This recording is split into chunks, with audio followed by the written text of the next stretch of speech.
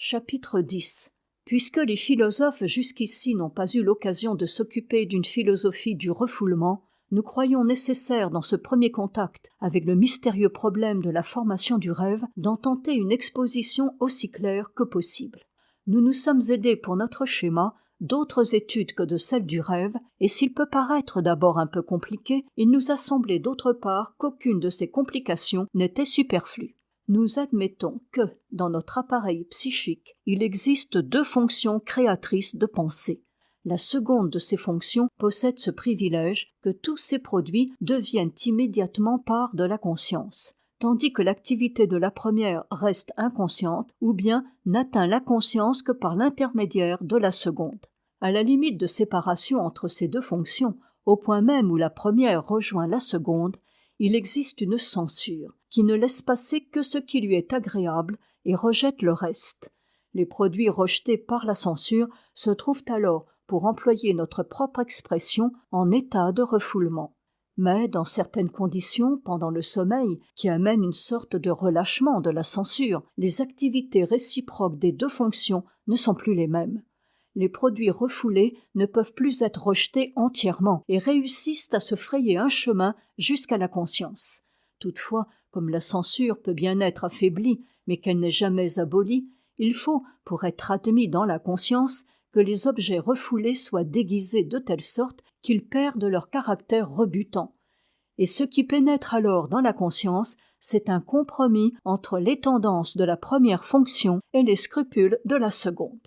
Remarquons ici, abstraction faite des images du rêve, que le refoulement, le relâchement de la censure et l'acceptation d'un compromis sont exactement au fond de tout processus, concourant à la formation d'une image psychopathique, et qu'à la formation de ce compromis concourent précisément les processus de condensation, de déplacement, voire d'ordonnance provisoire et superficielle que nous avons étudiés dans le travail du rêve. Nous ne cherchons pas à dissimuler qu'une sorte de démonologie intervient largement dans l'exposé ci-dessus. Il nous a semblé en effet que le processus de formation du rêve obscur ressemble à l'effort que ferait un subordonné pour glisser subrepticement une parole qu'il saurait devoir déplaire à son chef. Nous sommes partis de cette comparaison pour établir le processus du travestissement du rêve et celui de la censure, et nous nous sommes efforcés de traduire notre impression par une théorie psychologique encore fruste, mais aussi claire que possible. Nous espérons qu'un examen plus approfondi du sujet permettra d'identifier les deux fonctions que nous avons qualifiées de première et de seconde, et de découvrir des corrélations qui confirment ce que nous avons établi a priori, l'antagonisme de deux fonctions dont l'une garde l'entrée de la conscience et peut en exclure l'autre. Quand l'état de sommeil est vaincu, la censure reprend ses droits et fait table rase de tout ce qui lui a été imposé pendant sa période d'impuissance. Ce qui confirme notre hypothèse, c'est la rapidité avec laquelle le rêve s'efface de la mémoire et aussi une expérience qu'il m'est arrivé de faire fréquemment. Pendant que nous racontons un de nos rêves ou que nous le soumettons à l'analyse, il se peut qu'un détail que nous avions complètement oublié surgisse à l'improviste. Et presque toujours, ce détail arraché à l'oubli représente la voie la plus courte et la plus sûre pour pénétrer le sens latent du rêve. C'est précisément pour cela qu'il aurait dû succomber à l'oubli, qui représente l'effort suprême de la censure. Chapitre 11. Si nous admettons que le contenu du rêve représente un désir réalisé, et si l'obscurité de son contenu est l'œuvre de la censure qui modifie et travestit les matériaux refoulés, il nous devient aisé de déterminer la fonction du rêve. À l'inverse de ce qui est admis par l'opinion courante qui veut voir dans le rêve le perturbateur du sommeil, nous arrivons à cette singulière conclusion que le rêve sert au sommeil de gardien. Le rêve enfantin nous fournira ici la meilleure démonstration. L'état de sommeil, ou passage psychique de veille au sommeil, est amené chez l'enfant par une sensation de fatigue à laquelle vient se joindre certaines contraintes extérieures, car pour lui faciliter ce passage, on écarte de lui toutes les excitations qui pourraient détourner son esprit de l'idée du sommeil. On sait comment écarter les excitations du dehors, mais comment pourrions-nous réduire au silence tous ces désirs qui occupent l'âme de l'enfant et le tiennent éveillé? Voyez une mère qui cherche à endormir son enfant. Celui-ci ne cesse pas de réclamer soit un baiser, soit un jouet, mais on ne contente ses désirs qu'en partie, ou en remet d'autorité la réalisation au lendemain. Il est clair que tous ces mouvements qui agitent l'enfant sont des obstacles à son sommeil. Qui ne connaît la joyeuse histoire du méchant garçon qui, s'éveillant la nuit, se met à hurler pour faire venir le rhinocéros? Un enfant sage, au lieu de hurler, aurait rêvé qu'il voyait le rhinocéros et jouait avec lui. Le rêve qui montre à l'enfant son désir réalisé trouve crédit auprès de lui pendant son sommeil. Le désir étant satisfait, le sommeil continue. Il va sans dire que si l'enfant ajoute foi à son image de rêve, c'est que celle-ci revêt les formes de la vraisemblance, manque encore de la faculté qu'il aura acquise plus tard de discerner son imagination et ses hallucinations d'avec la réalité. L'adulte, lui, a appris à faire cette distinction. Il a compris de même qu'il est inutile de former des souhaits et sait par expérience qu'il vaut mieux contenir ses ambitions jusqu'au moment où, par des voies détournées et grâce à des circonstances plus favorables, il leur sera permis de se satisfaire. Il en résulte que dans le sommeil de l'adulte, les réalisations directes de désir se présentent rarement, peut-être même jamais, et que le rêve adulte, qui nous paraît être du type infantile, se révèle à l'examen comme un problème infiniment compliqué. C'est pourquoi chez l'adulte, chez tout adulte normal sans exception, il se produit une différenciation des matériaux psychiques qui n'existe pas chez l'enfant. Une fonction se réalise en lui, fonction qui s'alimente de l'expérience de la vie et exerce jalousement sur tous ses mouvements d'âme une influence de répression et d'inhibition. Par ses rapports avec la conscience et avec l'activité volontaire, cette fonction est investie d'un pouvoir considérable sur toute la vie psychique de l'adulte. Or, elle condamne comme impropres et superflues beaucoup de tendances infantiles, mettant ainsi en état de refoulement toutes les manières de penser et de sentir qui dérivent de ces tendances. Mais dès le moment que cette fonction, dans laquelle nous reconnaissons notre moi normal, cède à la nécessité du sommeil, nous le voyons forcé par les conditions psychophysiologiques où se produit celui-ci, de relâcher sa surveillance et d'opposer une énergie très réduite à l'intrusion des matériaux refoulés. Ce relâchement en soi importe peu. Il n'y aurait pas grand mal à ce que les tendances infantiles refoulées se donnassent momentanément carrière. Seulement, tant que durera le sommeil, elles ne trouveront d'issue ni dans la pensée consciente, ni dans l'activité motrice. Elle ne peut donc que devenir un danger pour le sommeil, et c'est à ce danger qu'il s'agit de parer. Il nous faut admettre ici qu'aux heures mêmes où nous sommes profondément endormis, une certaine somme d'attention libre reste disponible. Elle fait office de veilleur pour le cas où il y aurait intérêt pour nous à interrompre notre somme.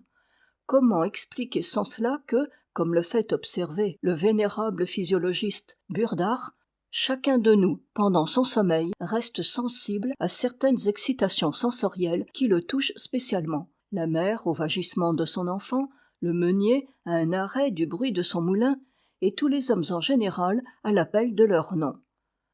Cette attention toujours en éveil se tourne aussi vers les excitations internes produites par les désirs refoulés, et de celles-ci elle fait le rêve, c'est-à-dire, comme nous l'avons dit plus haut, un compromis qui satisfait à la fois deux tendances.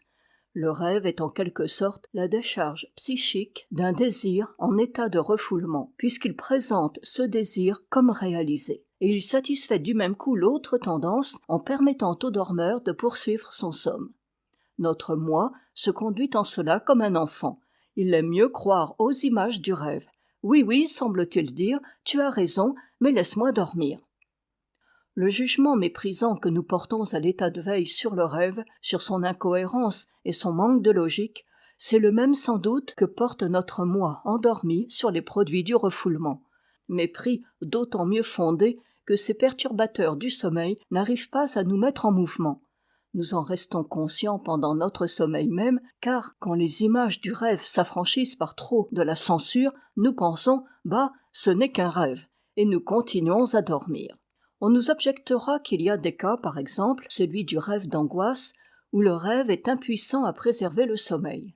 Mais il faut en conclure simplement que le rêve est investi de deux fonctions, dont la seconde est d'interrompre le sommeil quand il le faut. Il est comparable en cela aux veilleurs de nuit consciencieux dont le devoir est tout d'abord de faire taire les bruits qui pourraient éveiller la population, mais qui n'hésitent pas à remplir le devoir opposé et à mettre tout le monde sur pied quand les bruits deviennent inquiétants et qu'à lui tout seul il n'en peut plus venir à bout. Cette seconde fonction du rêve nous devient surtout claire quand nous considérons sur une personne endormie l'effet des excitations sensorielles. On sait que les excitations sensorielles, venues du dehors, influencent généralement le contenu du rêve. La preuve expérimentale en a été faite. Elle appartient à ce petit nombre de recherches que les médecins ont pratiquées sur le rêve et auxquelles on a malheureusement attaché une importance exagérée. Ici encore, nous nous trouvons en présence d'une énigme. La personne endormie, soumise par l'expérimentateur à une excitation quelconque, ne reconnaît pas en rêve cette excitation, elle ne fait que la traduire, l'interpréter. Et comment se détermine son choix entre tant de formes possibles d'interprétation ? Ce choix ne peut que nous sembler arbitraire, et nous savons d'autre part que l'arbitraire psychique n'existe pas. Le dormeur, en effet, a plusieurs moyens de réagir contre toute excitation sensorielle venue du dehors. Il peut s'éveiller, il peut aussi parvenir à prolonger son sommeil. Et dans ce dernier cas, il y parvient encore par les moyens les plus variés. S'il rêve, par exemple, qu'il se trouve dans une situation incompatible avec le trouble extérieur, il parviendra à vaincre celui-ci. C'est la situation du dormeur qui, souffrant d'un abcès douloureux au périnée, rêva qu'il montait à cheval.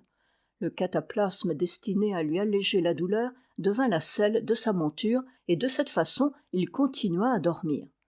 On peut aussi, ce qui est le cas le plus fréquent, faire entrer l'excitation perçue en rêve dans une association d'images appartenant à un désir refoulé qui veut se réaliser. L'excitation perd aussitôt sa réalité et s'incorpore au matériel psychique du dormeur.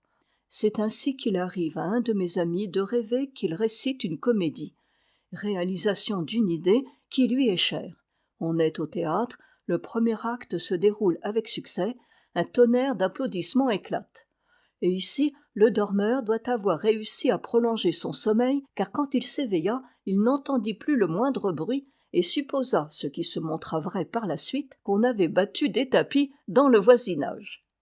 Tous les rêves qui se manifestent immédiatement avant le réveil par un vacarme quelconque ne sont que des efforts pour nier le bruit perturbateur, lui donner une autre interprétation et gagner encore quelques instants de repos.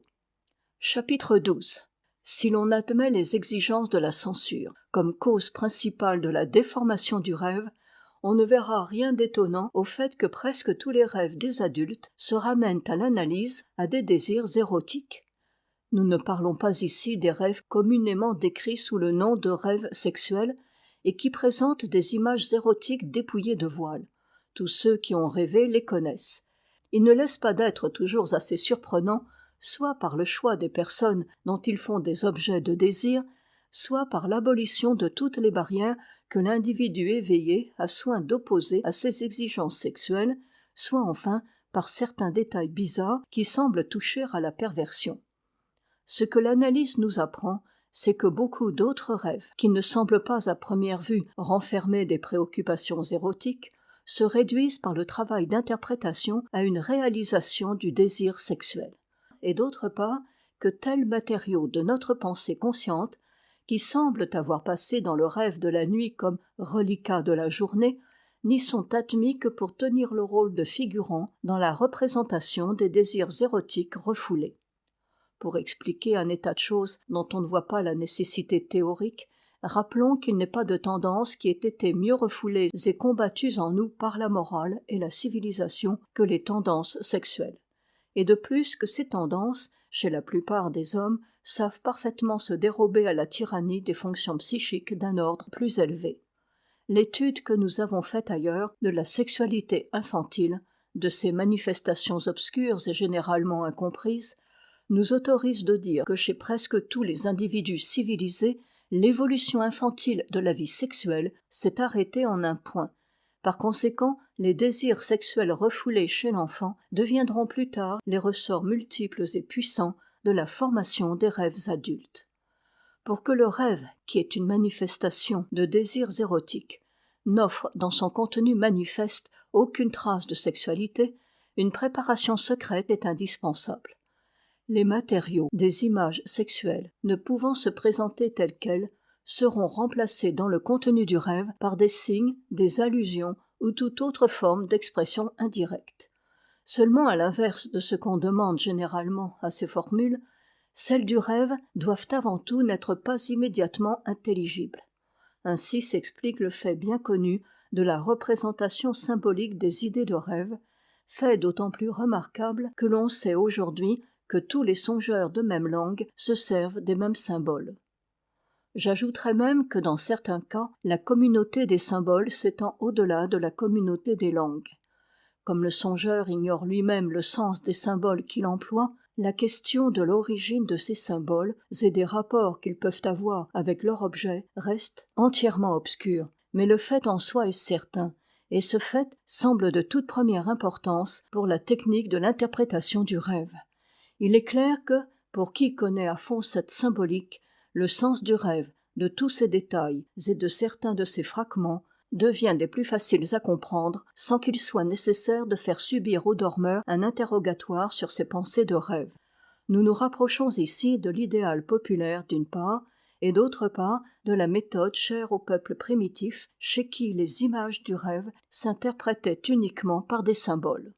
Bien que les spécialistes de la symbolique du rêve soient encore loin de conclure, nous pouvons déjà tenir pour acquises quelques données générales et un certain nombre de remarques particulières.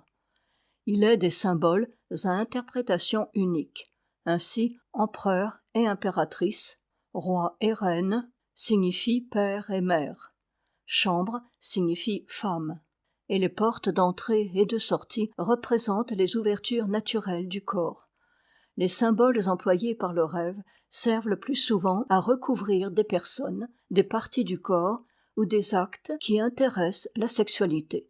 Les organes génitaux, en particulier, utilisent une collection de symboles bizarres et les objets les plus variés entrent dans la composition de ces symboles. Or, nous admettons que des armes pointues, des objets longs et rigides, troncs d'arbres ou cannes, représentent l'organe masculin, tandis que les armoires, boîtes, voitures, poêles remplacent dans le rêve l'organe féminin parce que le motif de cette substitution est facile à comprendre. Mais tous les symboles de rêve ne renferment pas des allusions aussi transparentes. Et quand on nous dit que la cravate est l'organe masculin, le bois, le corps féminin, et que le mouvement ascendant, l'escalier, représente les relations sexuelles, nous demandons à réfléchir tant que la preuve de l'authenticité de ces symboles n'a pas été faite d'autre part. Ajoutons ici que la plupart des symboles de rêve sont bisexuels et peuvent, selon les circonstances, être rapportés aux organes des deux sexes. Certains symboles sont d'un usage général et se rencontrent chez tous les songeurs de même langue et de même formation intellectuelle. D'autres, d'un usage limité, sont créés par l'individu au fur et à mesure de ses besoins. Il faut distinguer parmi les premiers ceux qui sont destinés tout naturellement par l'usage qu'on en fait dans la langue courante à représenter les choses sexuelles. Ceux par exemple qui ont trait à la culture, semences, fécondation, etc. Et en second lieu, ceux dont le rapport avec les choses sexuelles semble dater des époques primitives et n'a pu naître que dans notre inconscient le plus obscur. De toute façon, et quelle qu'en soit la nature, cette force créatrice de symboles n'est pas encore éteinte de nos jours. Il est à remarquer que certaines découvertes récentes, comme celle du ballon, ont été utilisées immédiatement à ce point de vue et sont passées au rang des symboles sexuels. On ferait erreur toutefois si l'on s'imaginait que grâce à une connaissance plus approfondie de la symbolique du rêve, la clé des songes, nous pourrons un jour éviter de questionner le dormeur sur ses pensées de l'état de veille et revenir au procédé primitif de l'interprétation. Car, outre qu'il existe des symboles individuels et dans l'emploi des symboles généraux des fluctuations sans nombre, il est impossible de savoir a priori si le contenu manifeste du rêve doit être pris au sens symbolique ou au sens propre. Ce que l'on sait avec certitude, c'est que les matériaux ne sont pas tous des symboles. La connaissance des symboles peut nous aider dans une large mesure à travers ce qui reste obscur dans le contenu manifeste du rêve. mais elle ne rend pas inutile l'emploi du procédé énoncé plus haut, tout au plus nous servira-t-elle de moyen d'investigation dans le cas où les idées de rêve seraient nulles ou insuffisantes. La symbolique du rêve nous paraît également indispensable à l'analyse des rêves dits typiques, communs à tous les hommes, et des rêves individuels dits périodiques. Si nous n'avons fait qu'effectuer ici cette intéressante question de l'expression symbolique du rêve, c'est que précisément par son importance, cette question dépasse le cadre de notre travail. Elle nous conduit bien au-delà du domaine du rêve, dans celui de l'imagination populaire. Nous y verrons le symbole à l'origine des contes, des mythes et des légendes, dans l'esprit comique et dans le folklore. C'est par lui que nous découvrirons des rapports intimes entre le rêve et ses diverses productions. Mais nous savons qu'il n'est pas créé par le travail du rêve, qu'il n'est autre chose que la forme d'expression de notre pensée inconsciente, et que c'est lui qui fournit à ce travail les matériaux à condenser, à déplacer et à dramatiser. Chapitre 13. Nous sommes loin, certes, d'avoir indiqué tous les problèmes qui se posent au sujet du rêve, ou même d'avoir résolu complètement ce que nous soulevons ici. Les lecteurs que la question intéresse d'une façon générale, nous les renvoyons au livre de Sancte de Sanctis, I. Socni, Turin, 1899. Ceux qui cherchent un exposé plus complet de ma théorie personnelle du rêve le trouveront dans mon ouvrage Die Traumdeutung, Leipzig et Vienne, 1900. Disons encore dans quelle direction il nous paraît désirable que l'on poursuive les études sur le rêve. En établissant, comme nous venons de le faire, qu'interpréter un rêve consiste à remplacer son contenu manifeste par ses idées latentes, en d'autres termes, à défaire la trame qui a été ourdie par le travail de rêve, je pose d'une part une série de nouveaux problèmes psychologiques concernant ce travail, concernant aussi la nature et la formation de ce que j'ai appelé le refoulement, et d'autre part, j'affirme l'existence des idées latentes au rêve, c'est-à-dire de matériaux abondants pouvant donner naissance à des formations psychologiques de premier ordre, semblables en tout aux productions normales de l'intelligence, mais qui ne peuvent se manifester à la conscience que sous le travestissement du rêve. Ces idées latentes existent chez tous les hommes, puisque tous, et même les plus normaux, sont sujets à rêver. C'est à leur relation avec la conscience et avec le refoulement que se rattachent les questions ultérieures de première importance en psychologie, mais dont il faut ajourner la solution au moment où, par l'analyse, on sera parvenu à éclaircir l'origine de quelques autres formations psychopathiques, telles que les symptômes hystériques et les obsessions. Ici se termine Le rêve et son interprétation de Sigmund Freud. Traduction de l'allemand par Hélène Legros. Enregistré par Christiane Jehanne.